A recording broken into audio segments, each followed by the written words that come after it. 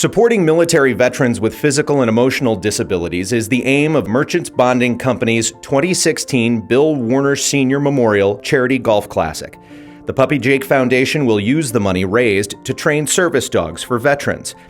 The mission of Puppy Jake Foundation is to professionally raise and train service dogs and donate them to wounded combat military veterans.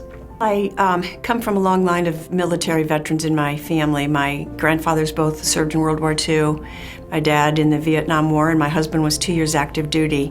And I saw the wonderful companionship and assistance that very well-trained service dogs can lend to a veteran in need. They get their life back. They feel confident enough having that buddy next to them and knowing that they're going to help them through a variety of situations, gives them more confidence to get back and integrate back into society. A service dog literally can change their life. Our first placement was a gentleman named Mitch and his dog Bob. Extraordinary. His wife cried that 3 days after they had been home as a team, and she said, "I've got my husband back." We went out on a date.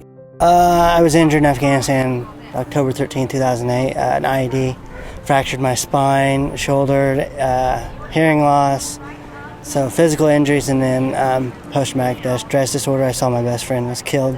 I'd go to work and I wouldn't want to go out. I'd just want to stay home, not go anywhere, even just to the store. It really allows me to become close to normal, as you want to call it. Without Bob, I wouldn't be able to be here. I wouldn't be able to go outside. I have a hard time working without him. Anxiety, mobility up and down stairs. And he's been great for the family as well. The need for service dogs, not only here in Iowa but nationally, is incredibly high.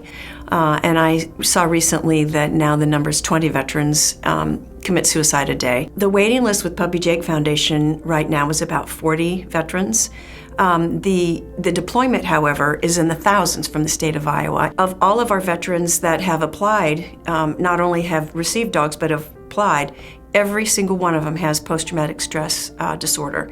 The skills that dogs do for post-traumatic stress disorder seem a little more complicated. Obviously, the dogs don't read minds, but they certainly can sense a change in the veteran's heartbeat, sweating, their breathing patterns, and as they get to know them, they can anticipate when a flashback is about to occur. The other thing is loud noises.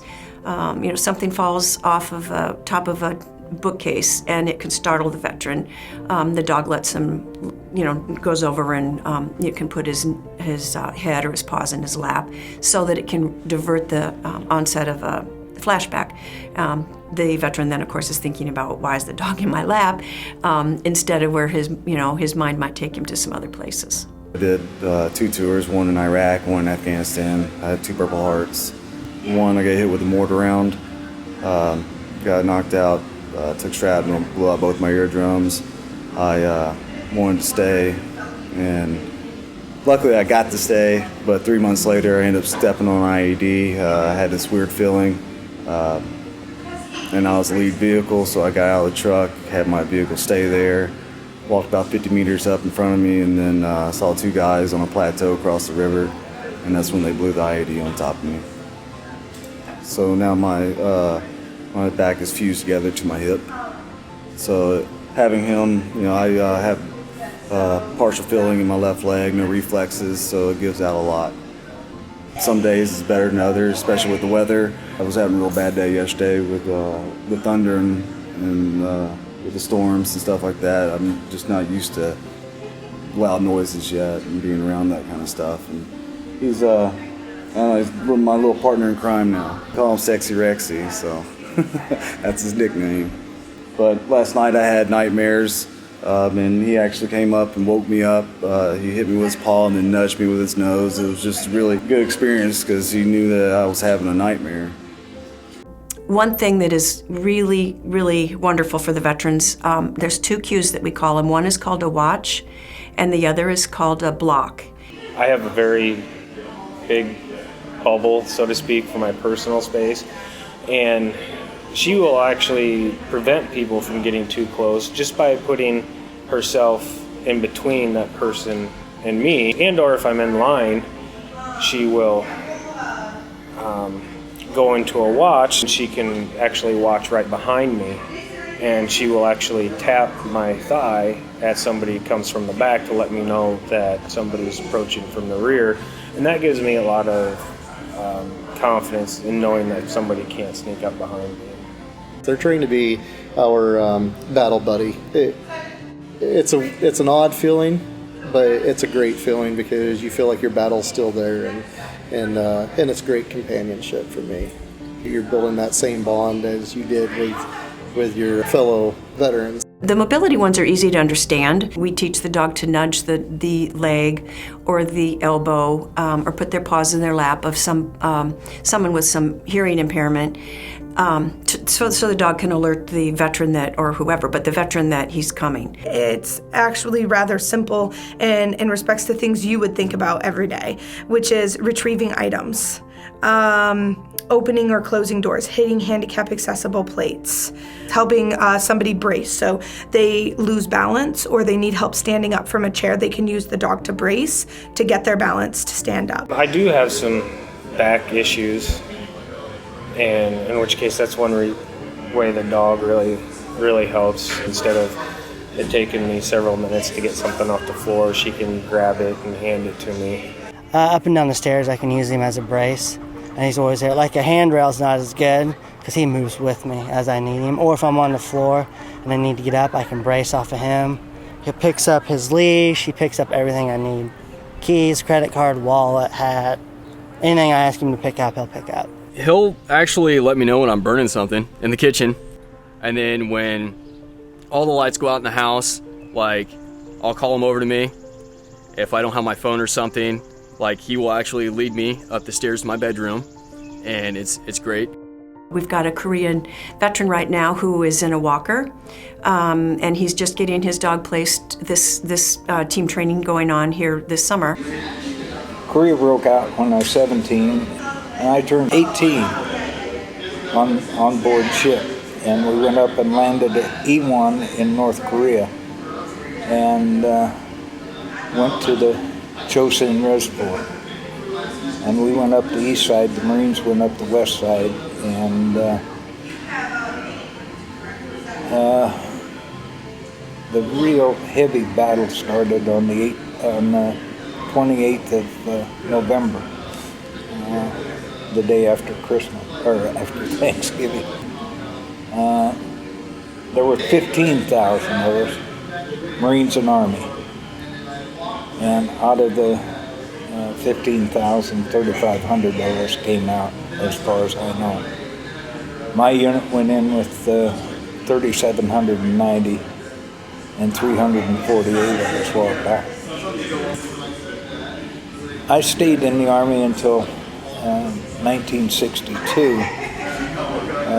In 1961, I had a car wreck up north of Fort Dodge at the Badger Corner, and it broke my back, paralyzed me from the waist down.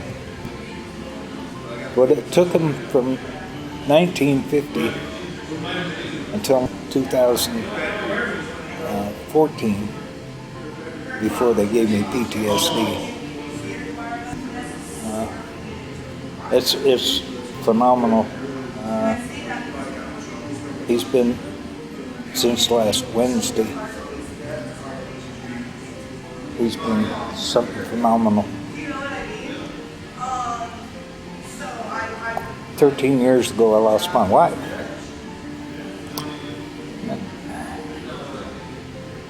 I've lived by myself. Yeah. He's really helped.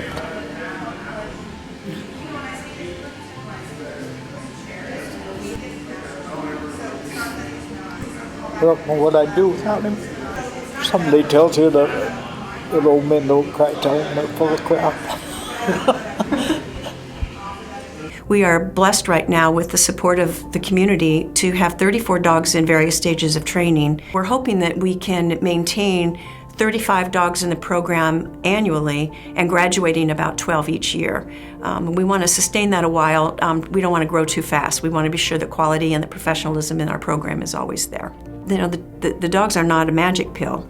There's still difficulty and struggles, but my plea to veterans is if you need any kind of assistance, reach out to us and ask us, and if it's a fit, we would love to help you. It's a lifesaver, whether they know that or not. They're truly saving a life, because this is the last turn for a lot of veterans. It's opened up a lot of new doors for me, and a lot of things I couldn't really do before is now coming to light, and I can actually walk, have an opportunity to walk through those doors now. And so it's really hard to put any words to that with what the folks here with Puppy Jake have given me. Oh.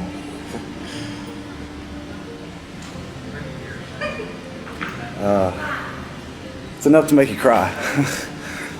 This foundation is probably the best I've ever seen. I've never met so many people that just care so much for veterans and want them to get better, and this is one way to get better. You gotta take one step at a time.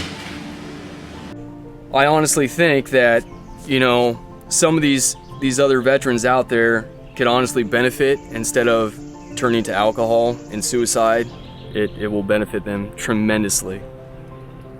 And if we could save one veteran, just one, it's a great cause. Throughout the 2 years training of a Puppy Jake service dog is about $18,000 to $20,000. The far and away the majority of that is the training, the veterinarian care, and their food. Puppy Jake is funded by all donations. We don't charge our veterans a dime for the dogs. There is a $150 application fee and a $250 fee for team training. Our team of foster families who spend their 2 years raising a dog, they're all volunteers. We absolutely rely on donations and the generosity of the Des Moines community and actually nationwide. Becky and myself were very, very conscious about the money that we use in the program and what we use it for, and we use it for the dogs, preparing for the dogs, for placing the dogs with the veterans, and we want to help as many as possible. I will never forget the day that I got a call to come meet with the great folks at Merchants Bonding. The golf outing is absolutely directly going to impact at least 5 or 6 different veterans, start to finish. It is truly extraordinary, and we are very blessed to have this kind of support. The gratitude and the thanks, it goes just beyond anything I could really share. So we really appreciate Merchants Bonding and this outstanding golf classic that's coming up.